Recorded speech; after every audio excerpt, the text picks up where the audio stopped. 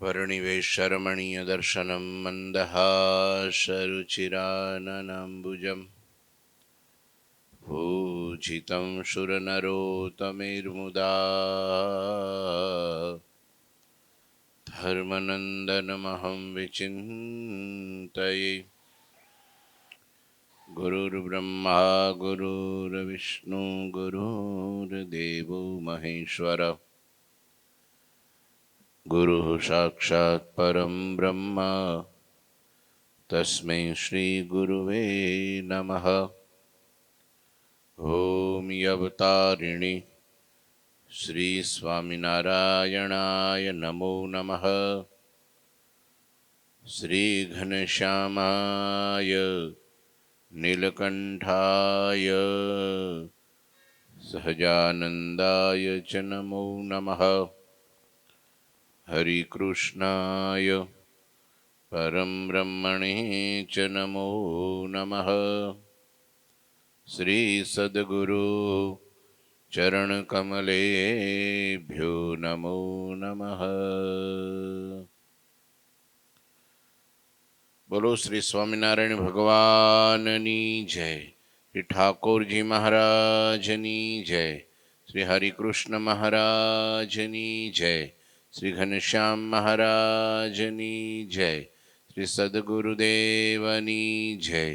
श्री 500 परमहंसनी जय। जय श्री स्वामिनारायण।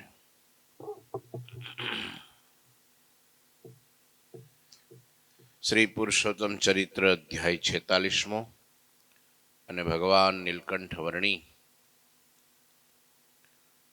સદગુરુ રામાનંદ સ્વામીની સેવામાં છે. સદગુરુ રામાનંદ સ્વામીએ સૌરાષ્ટ્ર દેશમાં વિચરણ કર્યું છે. એ સમયમાં નારાયણ મુનિ નિત્ય એમની સેવામાં તત્પર રહે છે. નારાયણ મુનિનો મહિમા સત્સંગમાં અપરંપાર વધ્યો છે. આગળ લખે છે,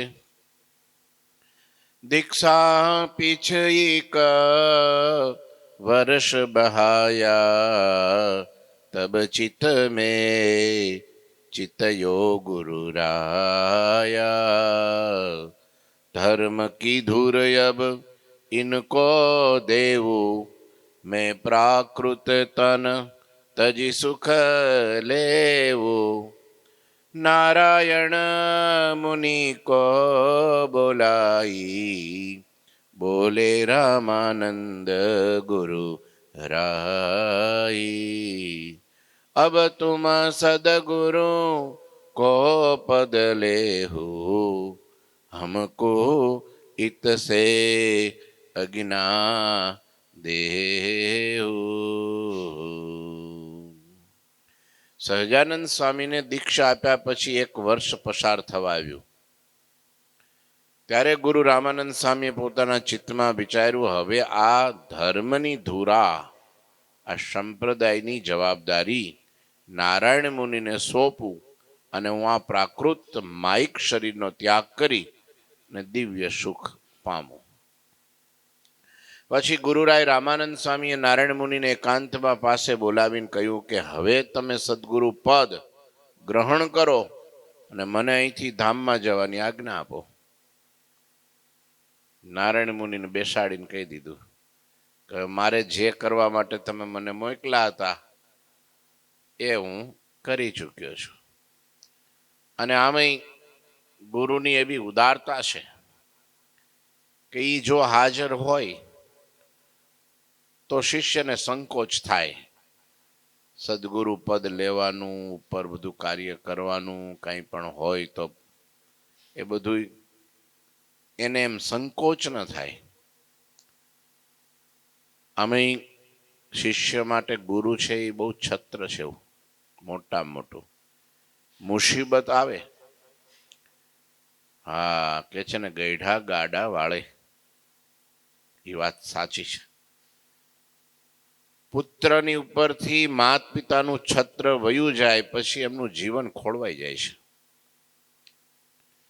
એમ પોતાના શિષ્ય માટે ગુરુનું છત્ર વયું જાય એટલે પછી સંકટ સમયે જે એનું કંઈ મુશ્કેલીનો હલ થાય એ કોણ કરે ગુરુ વિના. સમસ્યા આવે, મગજમાં કંઈક ભ્રમણા પેદા થાય, કંઈક તર્ક કુતર્ક શંકા કુશંકા થાય, આવી મુસીબતમાં કોણ રસ્તો કરે? ગુરુ કરે. એટલા માટે ડગલે ને પગલે જીવનમાં ગુરુને આગળ રાખવા, ડગલે ને પગલે એની જરૂર પડતી હોય છે. પણ આ તો સાક્ષાત ભગવાન છે. એટલે જ રામાનંદ સ્વામી નિર્ણય કર્યો છે કે હું હોઈશ ત્યાં સુધી કઈ બીજું કરશે નહીં. કારણ કે ભગવાન એટલી મર્યાદા ગુરુની જાળવે છે. ભાઈ ગુરુ છે પછી આપણે શું કરવું? આમે જ્યાં સુધી માતા પિતા હોય ત્યાં સુધી બાળક નિર્ભય હોય, ચિંતા ના હોય, કઈ તકલીફમાં કઈ પણ હોય તો કહેશે કે મા બાપ છે તો એ બધું રસ્તો કરશે ને બધું આપશે. હાજા માંદા બીજી બધી મુસીબત, ભણવાના ખર્ચા, આ તે બીજું જોબ ન હોય તોય એને ચિંતા ન હોય. પણ પછી મા બાપનું છત્ર વયું જાય પછી શું કરે? એમ જ્યાં સુધી આધ્યાત્મિક માર્ગમાં એમ કે છે ને, સારા કામમાં 100 વિઘ્ન, સારા કામમાં 100 વિઘ્ન, ડગલે ને પગલે વિઘ્ન. તો આ દુનિયાનું બીજું નામ એટલે સમસ્યા. શું નામ? સમસ્યા. એક હલ કરો ત્યાં 2 આવીને ઊભી રહે, 2 હલ કરો તમારી પછી 2 આવીને ઊભી રહે. આનું નામ દુનિયા, સંસારનું બીજું નામ સમસ્યા. એટલે એમાં જો ગુરુનું છત્ર ન હોય તો માણસ અટવાઈ જાય, શિષ્ય અટવાઈ જાય. તો ગુરુ રામાનંદ સ્વામી કહે છે કે હવે મને અહીંથી રજા આપો, હવે તમે આ બધું સંભાળી લો. અને એક ઉદારતા એવી પણ છે કે શિષ્ય લાયક થઈ જાય અથવા પુત્ર લાયક થઈ જાય તો મા બાપે સામેથી જ દીકરાને બધું સોંપી દેવું જોઈએ કે હવે આ પરણી ગયો છે અને કામે લાગી ગયો છે, પછી આ કૂચી આપણી પાસે રાખીને ઊંચી વાત કરાય નહીં. સમજ્યા ને તમે? આ બધા જોડા બુડા બધા કાં વહુને કાં દીકરાને હોપી દેવા, તો આખી જિંદગી જો એને છેલ્લા શ્વાસ સુધી સુખી થવું હોય તો આ એક યુક્તિ અજમાવવા જેવી છે. પછી કે નહીં, હજી હું હાલું છું, ચાલું છું, ખાઉં છું, પીવું છું, બધો વ્યવહાર કરી શકું છું, ત્યાં સુધી તારે નામ લેવું નહીં. મને પૂછીને પગલાં ભરવા તો એ અત્યારના સમય માટે અઘરું છે. એમ અમુક લાયકાત કેળવાઈ જાય, પાત્રતા આવી જાય પછી બધું સોંપવામાં બહુ મોડું કરવું નહીં. જો મન ભાવતું ખાવું હોય અને ટેસ્ટથી જીવન જીવવું હોય તો હજી તને હું ખબર પડે એમ હવે કહેવાય નહીં. એમ રામાનંદ સ્વામી શીખવાડે છે કે હવે આ યોગ્ય પાત્ર થઈ ગયા છે તો હવે મારે આ બધું પકડાય નહીં, હવે એને બધું સોંપી દેવાય. એટલે રામાનંદ સ્વામી પોતે તો બ્રહ્મનો અવતાર છે અને પોતે મુક્ત છે, અને આ તો સાક્ષાત પરબ્રહ્મ વર્ણી પોતે છે. આ લીલા ન્યારી છે, પણ આમાંથી શીખવું હોય તો ઘણું બધું શીખી શકાય છે. હવે કે છે મને ધામમાં જવાની આજ્ઞા આપો. તવ આજ્ઞા છે ધરી નર દેહ સંપ્રદાય થાપ્યો, હમ એહી યથાશક્તિ કરી દેશ પ્રવેશા, મુમુક્ષુ જનકો દિયો ઉપદેશા. તમારી આજ્ઞાથી મનુષ્ય દેહ ધારણ કર્યો છે, આ સંપ્રદાય તમારી આજ્ઞાથી મેં સ્થાપ્યો છે. મારી શક્તિ પ્રમાણે અલગ અલગ પ્રદેશમાં જઈ મુમુક્ષુજનોને ઉપદેશ કલ્યાણકારી બોધ મેં આપ્યો છે. જે મારે કરવાનું હતું એ કર્યું છે. હવે તમે સદગુરુનું પદ સ્વીકારી સર્વને ઉપદેશ તમે આપશો, હવે હું નહીં. કેમ? તમારા પ્રતાપથી એકાંતિક ધર્મ માર્ગ ઘણો વિશેષ વિસ્તાર પામશે. તમે એકાંતિક ધર્મનું સ્થાપન કરવા માટે જ આવ્યા છો. આ જગતમાં બધું છે, એકાંતિક ધર્મ નથી. એકાંતિક ધર્મ ભાગવત ધર્મ આત્યંતિક કલ્યાણના દ્વાર ઉઘાડવા આવ્યા છે. શ્રી હરિનું પ્રાગટ્ય ભાગવત ધર્મના સ્થાપન અર્થે છે. વર્ણાશ્રમના ધર્મો તો શાસ્ત્રમાં લખેલા જ છે. ઋષિ મુનિઓનો અવતાર એટલે જ થયા હતા. ઘણા અવતારો ધરતી ઉપર થયા અને હજારો ગ્રંથો લખ્યા. એમાં ભાગવત ધર્મનું ઉલ્લેખ બહુ ઓછો. વર્ણાશ્રમના ધર્મનો વિસ્તાર બહુ મોટો. ભગવાન આ વખતે આવ્યા ને બધું ભગવાનમય કરવા. ભાગવત ધર્મ એટલે શું? ભગવાનના સંબંધ વાળો ધર્મ. હા, જીવને મોટામાં મોટો ધર્મ હોય તો ભગવાન પ્રત્યેની એકાંતિકી ભક્તિ કરવી, એને પોતાના સ્વરૂપમાં જોડી દેવા બધાઈને. ધર્મ તો એની સાથે ભગવાન હોય કે ભાઈ, ભાગવતમાં એવો પ્રશ્ન આવે છે કે ભગવાન સ્વધામ પધાર્યા પછી ધર્મ કોને શરણે ગયો? આવું આવે છે. ત્યારે ભગવાનને આશરે ધર્મ ક્યાં રહ્યો છે? ભગવાનને આશરે રહ્યો છે. હા, એ શાસ્ત્ર દ્વારા પણ ભગવાન પ્રગટ રહે છે. સાધુ સંતો દ્વારા પણ ભગવાન પ્રગટ રહે છે. ભગવાનની અર્ચા સ્વરૂપ મૂર્તિઓ દ્વારા પણ ભગવાન પ્રગટ રહે છે. ધર્મ એને આશ્રય રહ્યો છે. જો ભગવાનની મૂર્તિ, ભગવાનના સંત કે ભગવાનના શાસ્ત્રો જો ન હોય તો ભાગવત ધર્મ ક્યાંય ટકી રહેતો નથી. આના કારણે તો ટકી રહ્યો છે. એટલે એવા ધર્મનું, એકાંતિક ધર્મનું, ભાગવત ધર્મનું સ્થાપન કરવા માટે તમારો અવતાર થયો છે. હવે એને તમે વિસ્તારને પમાડો. સ્થાપન કર્યું, હવે એનો વિસ્તાર કરો.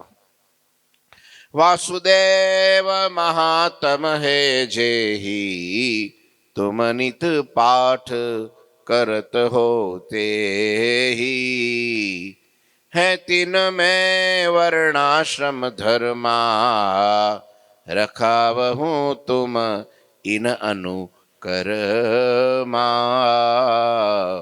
તમે જે વાસુદેવ મહાત્મ નામના ગ્રંથનો નિત્ય પાઠ કરો છો તેમાં વર્ણાશ્રમના ધર્મનો ઉલ્લેખ કરેલો છે. તે મુજબ તમે સૌને વર્તાવજો. હા, વેદની જે મર્યાદાઓ છે, શાસ્ત્રની જે મર્યાદાઓ છે, આ ભગવાન છે ને ક્યારેય પણ એનું ઉલ્લંઘન કરે નહીં, કરવા દે નહીં.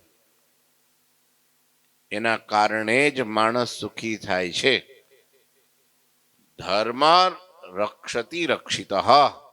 જે ધર્મનું રક્ષણ કરે છે, ધર્મ એનું રક્ષણ કરે છે. ધર્મ હંમેશા બધાને સુખી કરે.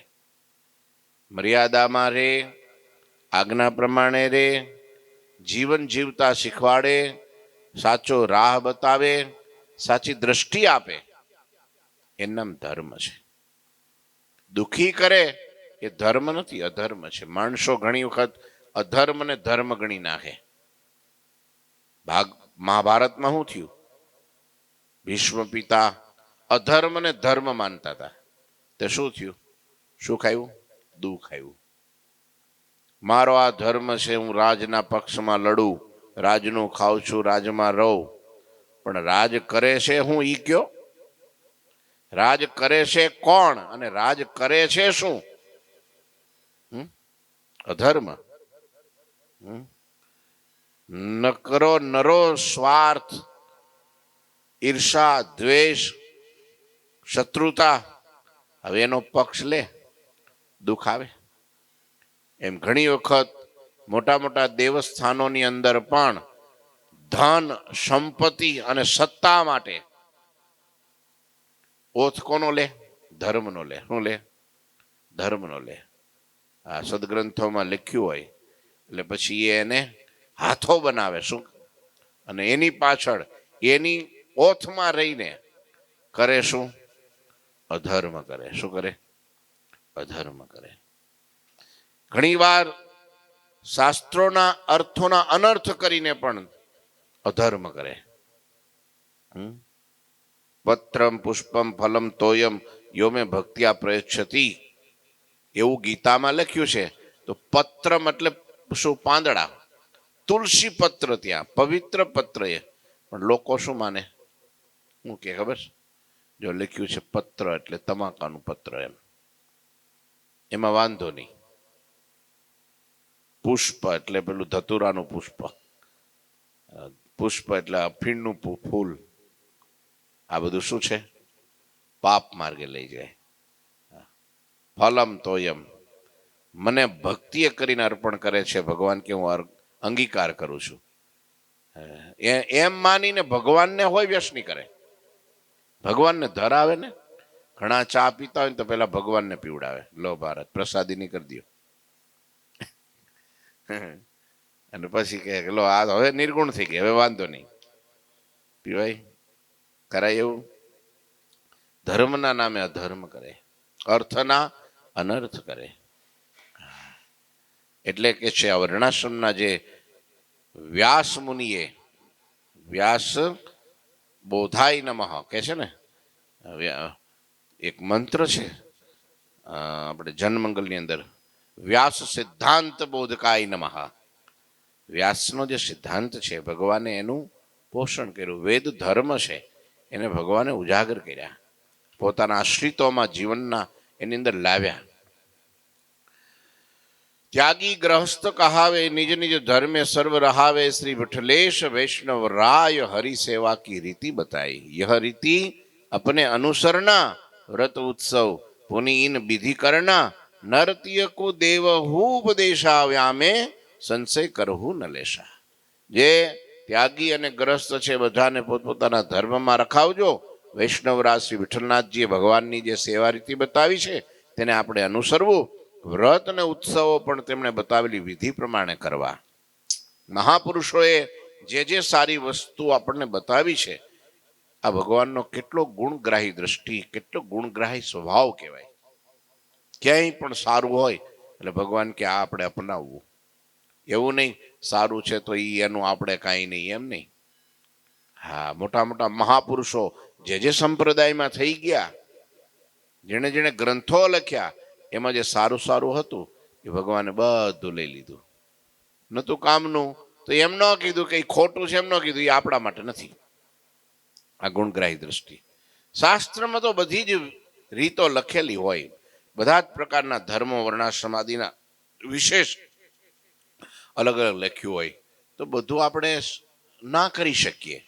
તો એમ ન કહેવું કે ભાઈ ખોટું છે, એમ ન કહેવું. શું? પણ એ આપણા માટે નથી, એ સાચું છે પણ એ બીજા ભગત માટે છે.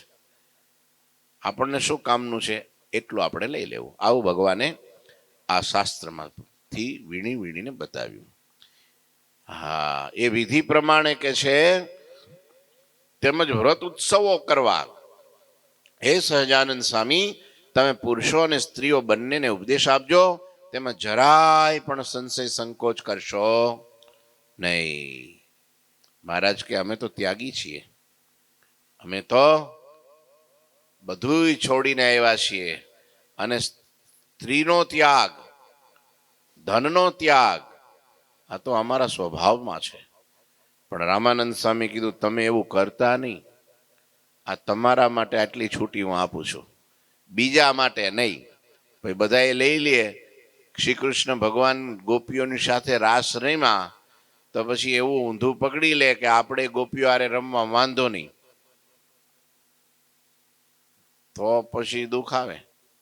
હા, તો કૃષ્ણ ભગવાને દાવા નડી પીધો તો તું એક કોલસો મોઢામાં રાખ પછી રમજે હળગતો. હે, એમ ભગવાન કરે એવું કરાય નહીં. પણ જે ત્યાગીઓ માટે નિયમ, જે મૂળભૂત નિયમો રચ્યા છે, સ્ત્રીધનનો ત્યાગ, પંચવર્તમાન, મહારાજે રામાનંદ સ્વામીએ મહારાજને કીધું કે તમે સ્ત્રીઓને ઉપદેશ આપવામાં સંકોચ નહીં કરતા. બીજા નો આપી શકે, પણ આ તો ભગવાન છે, ઓળખી ગયા હતા. ભગવાનને માયા સ્પર્શ કરે ને તો પણ માયા અક્ષરધામરૂપ થઈ જાય. આ ભગવાનની તાકાત છે. ભગવાન સ્વયં દિવ્ય છે. પછી કોઈ બીજો વ્યક્તિ એમ કરવા જાય કે હું દિવ્ય છું, વાંધો નહીં, હા તો ભેળવાઈ જાય. હા, તો મોક્ષ બગડી જાય, એનોય બગડી જાય, એના આશરે જેટલા હોય એનોય બગડી જાય. પણ આ ભગવાન છે એટલે કે છે તમારે સ્ત્રીઓને ઉપદેશ આપવામાં વાંધો નહીં, પુરુષોને તો આપશો પણ સ્ત્રીઓને પણ તમે ઉપદેશ આપજો, જેમ તેમાં જરાય સંશય સંકોચ કરતા નહીં. વળી હે મહારાજા, સુજ્ઞ હરિભક્તો આવીને આપને વિવિધ આભૂષણો, વસ્ત્રો, વાહનો અર્પણ કરે, તેને તેમના કલ્યાણને અર્થે તમે અંગીકાર કરજો. ને અત્યાર સુધી તો ખાલી નાની પોતળી પહેરેલી છે, આખું શરીર ઉઘાડું છે, વર્ણિના વેશમાં છે, સાધુના સંન્યાસના વેશમાં છે. હજી તો કાંઈ બીજું ધારણ કર્યું નથી, પણ દીક્ષા દેતા પહેલા જ કહી દીધું, ઓલા ગાદી આપતા પહેલા જ, કે તમારે આટલા એટલા નિયમો તમારે ફોલો કરવાના નથી. કોઈ તમને વાહન અર્પણ કરે તો એ વાહન ઉપર સવાર થાજો, કોઈ તમને ધન અર્પણ કરે તો એને સ્વીકાર કરજો, કોઈ તમને વસ્ત્ર અલંકારો પહેરાવે નવા નવા, ત્યાર સુધી ભગવાને ક્યારે પહેર્યા નહોતા, હા હતા ત્યાગી છે, પણ જ્યારે રામાનંદ સ્વામીએ ગાદીએ બેસાડ્યા અને ત્યાર પછી એક રામાનંદ સ્વામી પોતાના સદગુરુની આજ્ઞાથી અને હજારો અને લાખો જીવને સુખી કરવા માટે આ સ્વીકાર કર્યો, ગુરુની આજ્ઞાથી. પણ એના માટે પછી બધાય મુગટ પહેરવા માંડે તો ઉપાધિ, બધા અલંકારો ધારણ કરવા માંડે તો ધર્મ રે નહીં. મહારાજે એટલે જ વચનામૃતમાં એમ કીધું કે પંચ વિષયનો યોગ જો મુક્તાનંદ સ્વામી, ગોપાળાનંદ સ્વામી જેવા મોટા એને કોઈ દી ફેર પડે નહીં, પણ જો પંચ વિષયનો યોગ થાય તો એનો ઠા ન રહે. તો બીજાની હું વાત કરવી કયો તો મને, એનોય જો ઠા ન રહે, એની બુદ્ધિ વિપરીત થતા વાર ન લાગે તો બીજાએ તો એમાં અખતરો કરાય જ નહીં. એટલે આ બહુ અઘરું છે. પણ ભગવાને રામાનંદ સ્વામી મહારાજને કીધું તમે આ બધું ધારણ કરજો. એટલે આપણે જો આ રાજા ધીરાજ જો બેઠા છે, કેવા હોના ચાંદીના દાગીનાઓ પહેર્યા છે, આ બાઘ ને આ જરિયાની જામાન સોનેરી સુરવાડ ને આ જમાવટ ને આ હોનાના સિંહાસનમાં આમ જો પણ ગાદી તકિયા નાખીને. હવે આમને કોઈ જગતમાં પૂછે તો કોણ કોણ કોણ એમને ત્યાગી કોણ કે, એને સાધુ કોણ કે? અને તોય એની હાજરીમાં આવું કરવા છતાંય લાખો કરોડો માણસો એમને ભગવાન સ્વીકારતા, તો કોઈને કઈ શંકા નહોતી થતી. બોલો, આ ભગવાનનું સર્વોપરીપણું છે. બધાને ખબર હતી આ રામાનંદ સ્વામીની આજ્ઞાથી કરે છે. તો વિચારો, જ્યાં જ્યાં મહારાજે ઉપદેશ આપ્યો ને, ધર્મનો ઉપદેશ આપ્યો ને, તો શું કીધું ખબર? અમને જે રામાનંદ સ્વામી ઉપદેશ આપ્યો છે, અમને જે રામાનંદ સ્વામીએ કહ્યું છે એ તમને અમે કહીએ છીએ, અમે આમાં લખીએ છીએ. અમને જે રામાનંદ સ્વામીએ ઉપદેશ આપ્યો છે ધર્મનો, એ આમાં અમે લખીએ છીએ. લ્યો, નામ કોનું આગળ કરે? રામાનંદ સ્વામીનું. કેટલો ગુરુનો રિસ્પેક્ટ રાખતા હશે,